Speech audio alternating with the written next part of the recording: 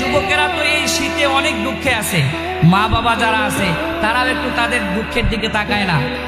যুবকেরা শীতকাল আসলে চিন্তা ভাবনা করে সঙ্গী একজন বাড়ানোর কথা, বলো ঠিক না?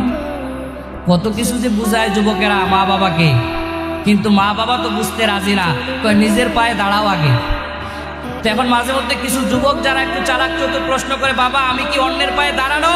আমি তো নিজের পায়েই দাঁড়ানো, কথা বলুন ঠিক না? তো তাহলে দেখেন, কথা খেয়াল করেন, নিজের পায়ে দাঁড়ানোর কথা আমরা বলি। আমি বলতে চাই যে যেই যুবককে আপনি 1 লাখ টাকার মোবাইল কিনে দিলেন, 2 লাখ টাকার গাড়ি কিনে দিলেন, ওই 1 লাখ টাকার মোবাইল নিয়ে 2 লাখ টাকার গাড়ি নিয়ে তার বিবাহের ব্যবস্থা করুন, তাহলে আপনার আমার ছেলে গুনাহ থেকে বেঁচে থাকবে, কথা বলুন ঠিক কিনা? ওই যুবক ইনশাআল্লাহ জান্নাতি যুবক হবে, যে যুবকের কথা বিশ্বনবী মুহাম্মদুর রাসূলুল্লাহ সাল্লাল্লাহু আলাইহি ওয়াসাল্লাম বলছেন, কথা বলুন ঠিক না?